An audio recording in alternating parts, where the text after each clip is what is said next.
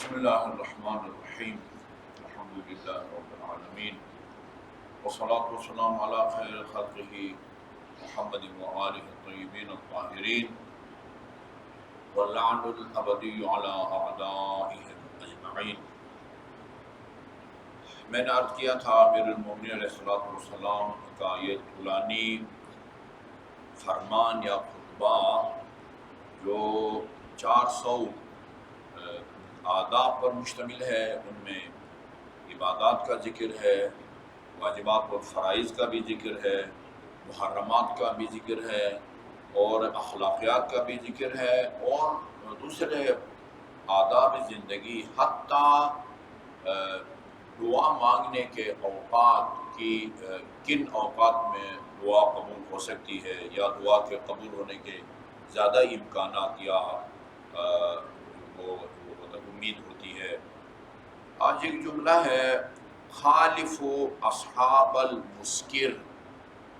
مسکر منشیات کو کہتے ہیں، نشاور چیزیں وہ آپ مجھ سے بہتر جانتے ہیں کون کون سی چیزیں نشاور ہیں۔ اصحاب المسکر یعنی جو لوگ نشاور چیزوں کا کاروبار کرتے ہیں، ان کی مخالفت کرو، ان کے ساتھ جو ہے نا اٹھنے بیٹھنے سے وہ پرہیز کرو اور گریز کرو، وہ حرام ہے۔ اور کل تمر، یہ بہار الانوار کی جلد نمبر غالباً وہ 17 کے اندر کھانے پینے کی اشیاء کا ذکر ہے، کھانے پینے کی چیزیں، پھلوں کا ذکر ہے، اچھا جی سبزیوں کا ذکر ہے، دالوں کا ذکر ہے، خصوصاً یہ کھجوروں کا جو ہے نا وہ خصوصیت کا ذکر ہے، وہ کھجوروں کی کئی قسموں کا ذکر ہے۔ بعض کے بارے میں ہے شیطان کو دور کر دیتا ہے، اللہ کے قریب کر دیتی ہے، بعض وہ کھجور کی قسموں کے بارے میں۔ اور یہ جو مشہور وہ اجوا ہے باقاعدہ، اس کا بھی اس کے اندر ذکر ہے کہ اس کا کی جو گٹھلی تھی وہ جنت سے آئی تھی اور رسول خدا صلی اللہ علیہ وسلم نے وہ لگائی تھی۔ تو یہاں پر تمام اقسام کو بیان نہیں فرما رہے، ہر قسم کی الگ سے فوائد یا خصوصیات کو بیان نہیں فرما رہے، اتنا فرمایا ہے کل التمر، کھجور کھایا کرو، فإن فیہ شفاء من الادواء، اس لیے کہ یہ بہت ساری بیماریوں کی شفا ہے۔ سربستہ طور پر اتنا فرمایا ہے، اس میں بہت ساری ہیں، ابھی یہ ادھر اجوا ہے، پتہ نہیں وہ پروان ہے، پتہ نہیں جس طرح ہمارے ہاں آموں کی بہت ساری قسمیں ہیں، عربوں کے ہاں اس کی بہت قسمیں، ماشاءاللہ الحمدللہ۔ ہمارے پاکستان میں بھی جو ہے نا وہ جتنے کھجور کے بڑے دانے میں نے یہ ہمارے کبھی کبھی نقوی صاحب وہ لا کے دیتے ہیں، یعنی اتنی بڑی کھجور میں نے سعودیہ میں نہیں دیکھی، اتنی یعنی بندے کا پیٹ بھر جاتا ہے جو نا وہ۔ ہاں تو یہ خان کے علاقے میں، تو بہرحال یہ سربستہ طور پر یہ ہے کہ مفید ہے۔ اور میرے خیال میں رمضان المبارک میں جو روزے کا افطار ہے وہ بھی سب سے زیادہ جو مستحب ہے یا کار ثواب ہے کہ کھجور سے جو ہے نا افطار، نمک کا بھی ذکر ہے لیکن کھجور کی جو ہے نا وہ زیادہ تاکید کی گئی ہے۔ کل تمر، جی ہاں کھجور کھایا کرو، فإن فیہ شفاء من الادواء، یعنی بیماری کے لیے عربی زبان میں کئی الفاظ ہیں، یعنی کئی الفاظ جو ایک معنی رکھتے ہوں اس کو عربی میں مترادف کہتے ہیں، اردو میں بھی کہتے ہیں یہ اس کا مترادف ہے، یہ اس کا مترادف ہے۔ اگر ایک لفظ ہو اور اس کے کئی معانی ہوں، عربی میں اس کو لفظ مشترک کہتے ہیں۔ جیسے مشہور ہے جو لفظ عین ہے، عین یہ نون، آنکھ کو بھی کہتے ہیں، سونا چاندی کو بھی کہتے ہیں، ترازو کو بھی کہتے ہیں، گھٹنے کو بھی کہتے ہیں۔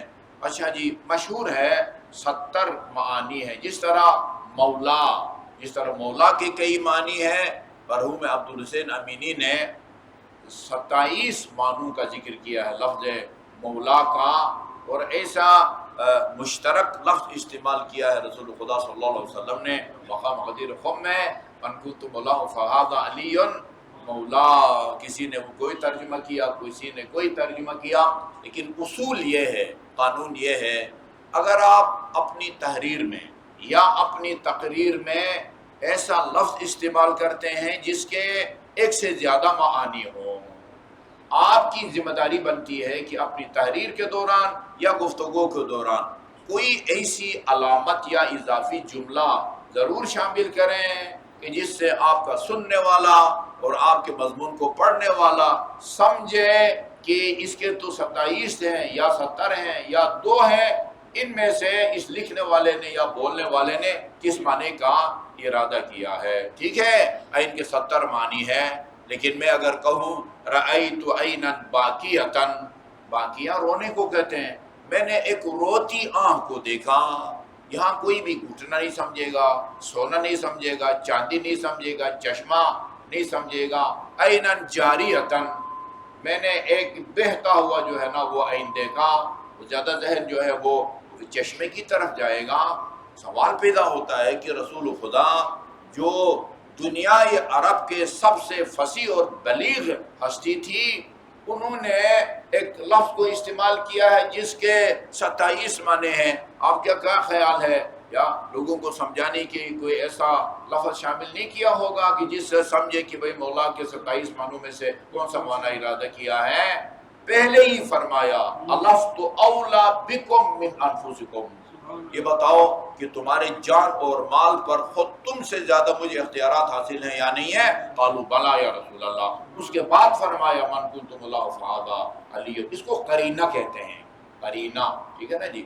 تو قرینہ قائم کیے بغیر، قرینہ کو ساتھ لکھے بغیر لفظ مشترک کو استعمال کرنا فصاحت اور بلاغت کے خلاف ہے. اچھا، مترادف ان الفاظ کو کہتے ہیں، الفاظ مختلف ہیں، معنی ان کا ایک ہے. جیسے عربی زبان میں شیر کو اسد بھی کہتے ہیں، زرغام بھی کہتے ہیں. اچھا جی، اسی طرح تلوار کو سیف بھی کہتے ہیں، حسام بھی کہتے ہیں. ٹھیک ہے نا جی؟ تو یہ اس کو مترادف کہتے ہیں. تو بیماری کے لیے بھی کئی عربی میں الفاظ ہیں. سقم بھی بیماری کو کہتے ہیں، دا بھی بیماری کو کہتے ہیں، مرض بھی بیماری کو کہتے ہیں. اچھا جی، اسی طرح مثلا یہ ہے جب آپ حج کے لیے جاتے ہیں تو وہ طواف کر کے سعی سے پہلے آب زمزم پینا مستحب ہے. کہتے ہیں قبلہ کی طرف کھڑے ہو کے آب زمزم پیئے، اور ادھر یہ دعا ہے اللہم اجعلہ رزقا واسعا وشفاء من کل داء وسقم. یعنی بیک وقت بیماری کے لیے 2 لفظ استعمال ہوئے ہیں اس روایت کے اندر. یہ عجیب ہے. ویسے اللہم اجعلہ رزقا واسعا، خدایا یہ پانی جو میں نے پیا ہے ایک کپ، اس کو وسیع رزق قرار دے اور مفید علم قرار دے، ہر بیماری سے اس کو شفا قرار دے. شفاء من کل داء وسقم، سقم بھی بیماری ہے اور مرض بھی بیماری ہے، علت بھی جو ہے نا وہ بیماری ہے. تو یہاں بھی آپ نے یہ لفظ استعمال کیا ہے یا فَإِنَّهُ شِفَاءٌ مِّنَ الْأَدْوَاءِ. یہ جو کھجور ہے بہت ساری بیماریوں کے لیے علاج ہے یا شفا ہے. اتبعوا قول رسول اللہ صلی اللہ علیہ وآلہ وسلم. میں نے عرض کیا اللہم صلی اللہ محمد وآل محمد. عجیب فرمان ہے، یعنی زندگی کے کسی شعبے کو نہیں چھوڑا امیر المومنین علیہ السلام نے. مجھے خیال آ رہا ہے کہ اس کا ترجمہ کیا جائے. 400 ابواب ہیں، کوئی چیز آپ نے نہیں چھوڑی. فرماتے ہیں کہ دیکھو رسول کا یہ فرمان جو تمہیں سنا رہا ہوں، اس کی اتباع کرو، اس پر عمل کرو.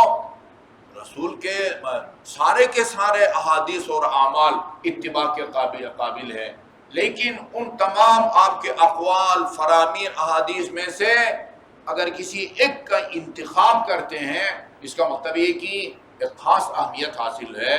اس لیے ان تمام سینکڑوں یا ہزاروں احادیث میں سے اس ایک کو جو ہے نا آپ نے یہاں پر ذکر کیا ہے، جس کو زیادہ لوگ اہمیت نہیں دیتے. بلکہ میں یہ بھی کہہ سکتا ہوں، خیال یہ ہے کہ اس کو اس لیے ذکر کیا کہ لوگ اس کو اہمیت نہیں دیتے، اور امیر المومنین اس کی اہمیت کو جو ہے نا وہ اجاگر کرنا چاہتے ہیں۔ رسول خدا کی اس فرمان پر عمل کرو، من فتح علی نفسہ باب مسئلۃ فتح اللہ علیہ باب فقر۔ یہ لوگوں کے آگے دست سوال دراز کرنے کی ممانعت کی گئی ہے۔ یہ یعنی ایک آدمی انتہائی مجبور ہو جاتا ہے، ہمارے سامنے کتنے بے بس اور مجبور آتے ہیں۔ یہ مجھے یاد ہے جب یہ دبئی سے بہت سارے مومنین کو نکالا گیا، وہ 24 گھنٹے کے نوٹس سے چلو بھائی سب کچھ پتہ نہیں، پیسہ بھی ضبط اور پتہ نہیں، اور وہاں مومنین اچھے خاصے برسر روزگار تھے اور ان کے بچے یہاں مہنگے تعلیمی اداروں میں پڑھتے تھے۔ اچانک جو ہے وہ وہاں ان کا سرپرست بے روزگار ہو جاتا ہے، ادھر ہمارے پاس آئے کہ بھائی یہ فیس دینی تھی، فلاں تاریخ تک فیس اگر نہیں کرتے تو ان کو مثلا یونیورسٹی سے نکال دیا جائے گا، سیمسٹر کا امتحان نہیں دے سکے گا۔ الحمدللہ یہی مومنین جو آپ حضرات ہیں، آپ یہ حضرات کے ذریعے کافی مومنین کی جو ہے نا وہ امداد ہوئی ہے۔ بندہ بے بس ہو جاتا ہے، آپریشن ہے آپریشن، وہ ابھی میرے خیال میں مہینہ نہیں گزرا، وہ ایک کراچی کے ایک صاحب کا فون آیا کہ آغا خان میں ایک خاتون کا آپریشن ہے، 5 لاکھ روپیہ جو ہے نا وہ مانگ رہے ہیں، مکمل بے روزگار ہے اس کا میاں، کچھ بھی نہیں ہے اس کے پاس، کچھ بھی نہیں ہے، کیا کریں بھائی۔ اور وہ بتایا کہ یہ جو تھائرائیڈ کہتے ہیں نا جی، وہ بہت بڑھ گیا ہے اور اس نے دبایا ہوا ہے سانس کی نالی کو، انتہائی اذیت میں ہے۔ پھر یہیں سے میں نے 2-3 بندوں سے بات کی، 4.5 لاکھ روپیہ میں نے اس کو بھجوایا۔ پھر ادھر شاید کوئی سسٹم ہے، وہ غریبوں کے لیے کوئی فارم وغیرہ بھرتے ہیں، 1.5 جو ہے نا لاکھ انہوں نے چھوڑا، اور یعنی 3.5 میں اس کا آپریشن ہو گیا، اور 1 لاکھ جو ہے بیچارے کا بچ گیا جو دوائیوں کے لیے۔ اب ایسا آدمی جو ہے کیا کرے سوائے سوال کے، اور کیا کرے؟ بعض اوقات مجبوری ہوتی ہے بندہ سوال کرے، لیکن جو ہے نا اس کو عادت نہیں ڈالنی چاہیے، اچھی بات نہیں ہوتی ہے۔ بہرحال حوصلہ شکنی ہے، کم از کم اتنا عرض کر سکتا ہوں کہ امیر المومنین نے لوگوں سے مانگنے کو کی حوصلہ شکنی کی ہے۔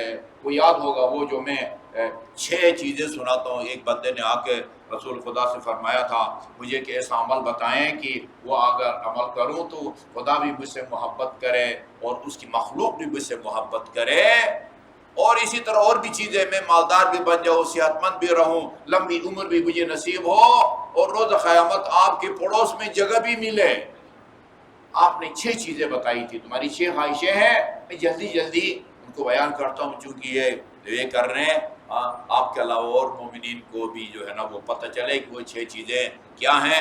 آپ کو تو کئی دفعہ میں سنا چکا ہوں، فرمایا اگر چاہتے ہو نا خدا تم سے محبت کرے تو اپنے اندر اس کا خوف پیدا کر خدا کا، تجھ سے خدا محبت کرے گا، اور اگر تو یہ چاہتا خدا کی مخلوق میں سے محبت کرے، وہ اس حدیث سے متعلق ہے، یہ اپنے آپ کو لوگوں سے بے نیاز ظاہر کر، یہ جو لوگوں کے ہاتھ میں مال و دولت ہے اس کو ٹھکرا دے، فرفض بما فی ایدی الناس، اسی رے فیض ہے، اسی سے ہم کو رافضی کہا جاتا ہے، ٹھیک ہے نا جی، فرفض بما فی ایدی الناس، یہ لوگوں کے ہاتھ میں جو دولت ہے، 4 پیسے ہیں، اس کو نظر انداز کرو، ٹھکرا دو، جس نے اس کو دیا ہے نا وہ تجھے بھی دے گا، اللہ کی ذات پر جو ہے نا وہ بھروسہ کرو، اور اگر مالدار بننا چاہتے ہو تو اپنے مال کی زکوٰۃ ادا کرو، صحت مند بننا چاہتے ہو تو صدقہ دیتے رہو، لمبی عمر چاہیے، قریبی رشتہ داروں کے ساتھ حسن سلوک کرو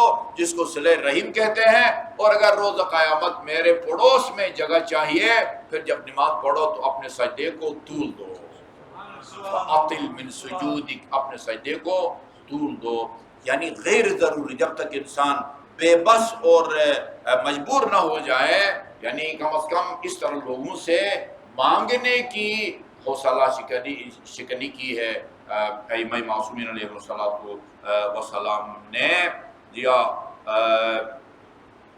اچھا، جو سوال کا باب کھولے نا، لوگوں سے مانگنے کا باب کھولے، اللہ تعالی فقر اور غربت کے دروازے جو ہے نا اس کے لیے کھول دیتا ہے.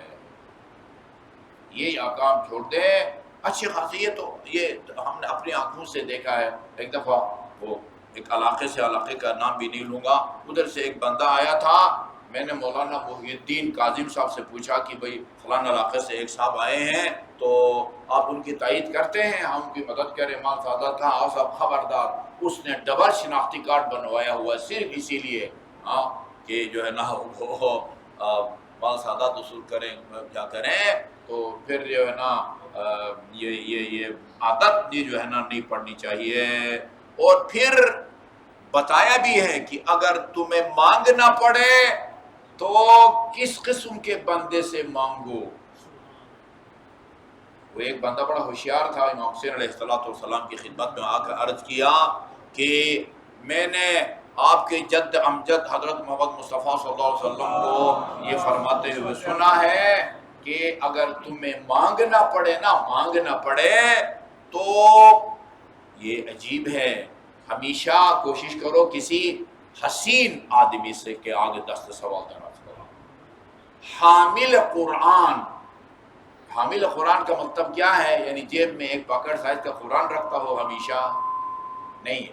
قرآنی تعلیمات پر عمل پیرا ہونے والا بندہ، اس سے وہ کرو. کسی کریم عرب سے جو ہے نا وہ سوال کرو. یہ 3-4 اوصاف بتائے تو امام نے فرمایا کہ اگر میرے جد نے تمہیں جو ہے نا وہ مانگنے کا طریقہ بتایا ہے کہ کس سے مانگنا چاہیے اور کس سے نہیں مانگنا چاہیے، پھر ہم کو دینے کا بھی طریقہ بتایا ہے کہ کس کو دو اور کس کو نہ دو. اور فرمایا ہے المعروف بقدر المعرفہ. معروف یعنی نیکی. کسی سے نیکی کرنی ہو تو اس کے معرفت کے مطابق نیکی کرو. میں تمہارا ٹیسٹ لوں گا. تو اگر امتحان میں کامیاب ہو گیا، کہا یہ ایک تھیلی ہے اس میں اشرفیاں آئی ہوئی ہیں، اگر تم نے میرے 3 سوال کروں گا، اگر تینوں سوالات کے جواب دیے یہ پوری تھیلی تیرے حوالے کروں گا. اور اگر ایک کا جواب دیا 1/3، 2 کا دیا 2/3. پھر آپ نے سوال کی ہے اب پتہ نہیں اللہ کی معرفت کے بعد سب سے زیادہ اچھا عمل کون سا ہے وغیرہ وغیرہ. تو جب آپ اس نے ٹھیک ٹھاک جواب دیے سوالات کے تو آپ مسکرائے اور یہ تھیلی اس کے حوالے کر دی. المعروف بقدر المعرفہ. کسی سے نیکی کرو یہ اس اگلے مانگنے والے کی معرفت کے مطابق جو ہے نا وہ کرو. یہ شارٹ کورس ہوتے ہیں اس میں پوزیشن ہولڈر کو ہم انعامات دیتے ہیں. وہاں میں یہ حدیث بیان کرتا ہوں گویا ہم یہ اس حدیث پر عمل کرتے ہیں. المعروف بقدر المعرفہ. بندے کی معرفات معلومات اور اس کے مطابق وہ ہونی چاہیے. فَإِنَّهُ يُورِثُ باب فقر. یہ غیر ضروری اور مجبوری کے بغیر ایسی لوگوں کے سے مانگتے پھرے بندہ، اس سے اللہ تعالیٰ غربت اور فقر کے دروازے جو ہے نا وہ کھول دیتا ہے. اللہ کی ذات پر تھوڑا سا بھروسہ ہونا چاہیے کم از کم. اچھا جی بس یہ آخری پڑھتا ہوں. اکثر الاستغفار. استغفار کثرت سے کیا کرو. استغفر اللہ ربی واتوب الیہ تجلب الرزق. یہ جلب اپنی طرف کھینچنے کو کہتے ہیں. یہ استغفار جو ہے رزق و روزی کو اپنی طرف کھینچ کے جو ہے نا وہ لے آتا ہے. اکثر الاستغفار. کثرت سے استغفار کرو. جیا تجلب الرزق. اور اس لیے کہ یہ رزق حلال کو اپنی طرف کھینچتا ہے. قدموا ما استطعتم من عمل الخیر. جتنا تم سے ہو سکے کار خیر انجام دیتا رہو. تجدوہ غدا. کیونکہ یہ کل جو ہے نا تم اپنی آنکھوں سے اس کار خیر کو دیکھو گے. اللہم صلی اللہ محمد و آل محمد.